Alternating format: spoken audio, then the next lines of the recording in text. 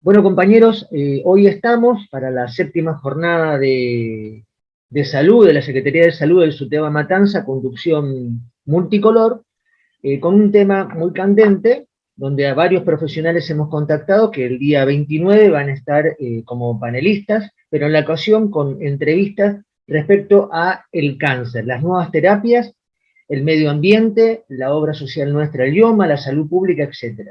A mi costado está Andrea Prandi, que es una investigadora de hace más de 30 años, bióloga, toxicóloga medioambiental, investigadora independiente del CONICET, docente en la Facultad de Medicina, con una militancia muy importante en la CUNADU histórica, y es una compañera que, bueno, tengo la fortuna de conocer hace muchos años en la Facultad de Biología, allá con la derrota de la dictadura militar y el inicio de la democracia. Por eso celebro tenerla acá después de tantos años, y la compañera es especializada en unas líneas de trabajo muy importantes, sobre todo para la mujer, que tiene que ver con el cáncer de mama y trabajos como la infertilidad y la endometriosis.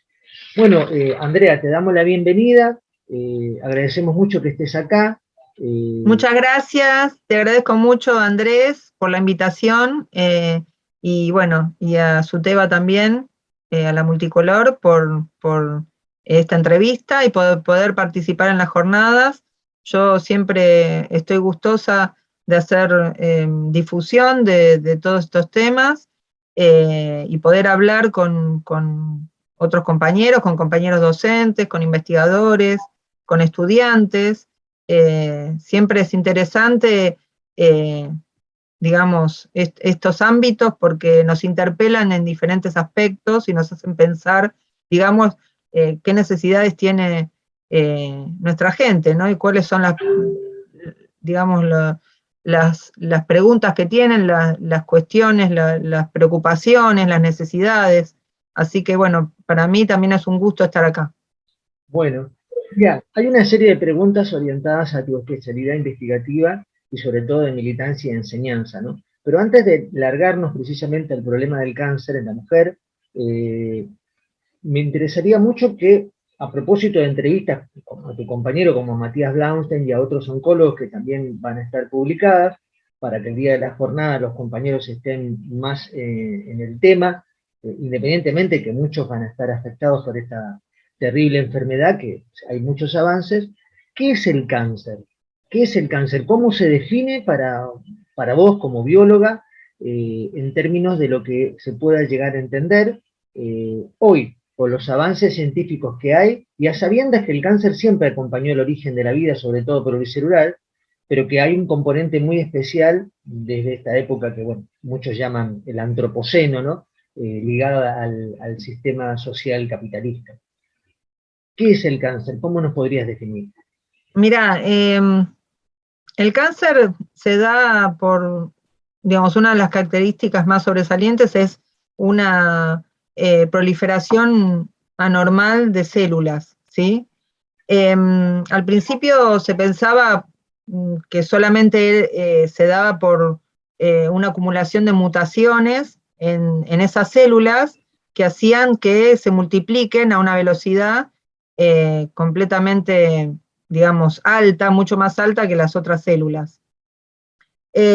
Con el avance de la investigación se encontró que hay otras características que tienen que ver con el medio ambiente, que en realidad, digamos, el cáncer es como un grupo de células que son diferentes, no son solamente las células que se multiplican, sino que hay un montón de células que colaboran con esas y que forman como un microambiente.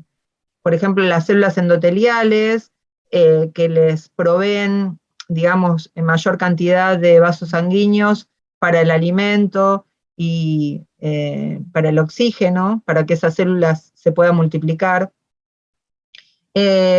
Las células de los fibroblastos que también colaboran, las células de la respuesta inmune, porque la respuesta inmune también ataca a las células tumorales, pero lo que se vio en los últimos 15 años, que fue un boom entre, digamos, el estudio del cáncer y la inmunología, es que muchas veces lo que ocurre es que las células tumorales escapan, tienen mecanismos para escapar al sistema inmune y le ganan. O sea que sigue creciendo el tumor porque modulan al sistema inmune que está alrededor, a los linfocitos y a los macrófagos y a otras células, y bueno, y logran multiplicarse y que el tumor crezca y invada tejidos adyacentes y llegue a hacer metástasis. Muy interesante. O sea que es bastante complejo, no es solamente la acumulación de mutaciones. O sea, se vio que las células tumorales como que tienen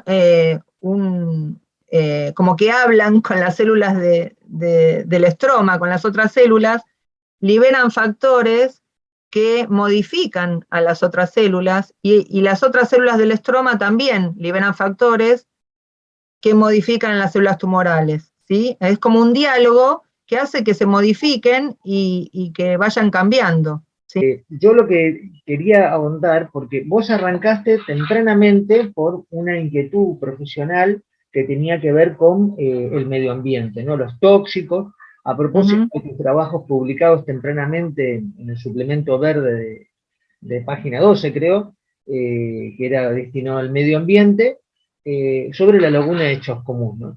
Es reconocida en tu currículum, tu trayectoria, de que vos ahondaste en las tesis sobre lo que es la contaminación y la repercusión en el hígado, pero particularmente hoy vos tenés una línea de trabajo muy interesante que presenté en la ocasión cuando arrancamos en la entrevista, del cáncer de seno, ¿sí? Que es muy variado, es muy múltiple, acompaña mucho a la mujer.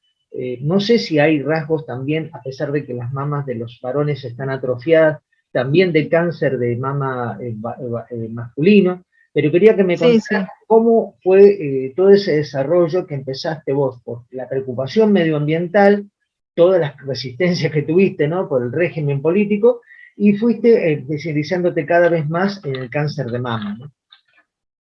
Mira, con respecto a la pregunta de si en el varón también se da el cáncer de mama, sí se da, mucho menos frecuente. Hay un 1% más o menos cada 100. Hay un varón que desarrolla cáncer de mama. En los últimos 10 años se detectó que está avanzando bastante. En cambio, en las mujeres, según la Organización Mundial de la Salud, cada 9 mujeres, una va a desarrollar cáncer de mama. O sea, es mucho más frecuente. Bueno, te cuento, todo esto comenzó cuando yo empecé a hacer mi tesis, gané una beca doctoral de la Universidad de Buenos Aires, y la tesis, el tema de tesis era el efecto de un plaguicida organoclorado en mecanismo de acción en el hígado, ¿sí? En vías de señalización que tienen que ver con la proliferación que llevarían al cáncer de hígado. Eso fue mi tesis doctoral. Yo terminé con mi tesis doctoral y en los congresos empecé bueno, siempre uno discute y mira los trabajos de otros becarios, de otros investigadores, y conocí gente de farmacia y bioquímica que trabajaba en cáncer de mama, y bueno, empecé a trabajar con ellos, y entonces salió esta línea de plaguicidas y cáncer de mama. Con ese tema entré a CONICET como investigadora, y bueno, ya hace como 20 años que trabajamos en este tema, y después más tarde en infertilidad y endometriosis. Con respecto al cáncer de mama, empezamos a hacer estudios a generar tumores en ratas y estudiarlos. Encontramos que las ratas expuestas a estos plaguicidas, que los plaguicidas estos tienen un efecto de disruptor o perturbador endocrino. ¿Eso qué quiere decir? Que trabajan como si fueran estrógenos y por lo tanto modulan la función hormonal, ¿sí? al modular la función hormonal no solo de la glándula mamaria, sino de todo el organismo. Por eso son tan nocivos. Y lo que encontramos, los primeros trabajos, encontramos que estos plaguicidas aumentan la velocidad de crecimiento del tumor y que disminuye la activación de los receptores de estrógeno y transforman a los tumores en un fenotipo más agresivo. Luego, bueno, también en seminarios o en otros congresos, nos preguntaron, ¿y estudiaron la glándula mamaria? ¿Qué pasa con una persona, una mujer que está expuesta a los tóxicos y que no tiene tumor? Y dijimos, la verdad que es interesante estudiar también qué pasa con la glándula mamaria, o sea, una persona que no tiene enfermedad, digamos, preexistente. Y ahí estudiamos en ratas, también en ratones y en células epiteliales, y encontramos que la exposición a estos pesticidas genera lesiones preneoplásicas en la glándula mamaria. Y genera todo como un microambiente estrogénico que es, digamos, pro-proliferativo, pro-inflamatorio, y que si ese estímulo se mantiene en el tiempo, durante mucho tiempo, durante años, bueno, termina generando un tumor, ¿sí? Luego, bueno, en otros estudios analizamos también en células que aumenta la migración, aumenta la invasión, estudiamos la metástasis en ratones, que la exposición de estos plaguicidas aumenta el número de metástasis en hígado y en pulmón. Y después algo que estudiamos que es muy interesante es el tema del switch angiogénico, o sea, la relación entre las células tumorales y las endoteliales. El switch angiogénico es en las primeras etapas del tumor, las primeras células tumorales que liberan factores angiogénicos al medio, digamos, al estroma, activan a las células endoteliales y estas células empiezan a proliferar más, a generar nuevos vasos sanguíneos que hacen que las células tumorales tengan más alimento y más oxígeno, ¿sí?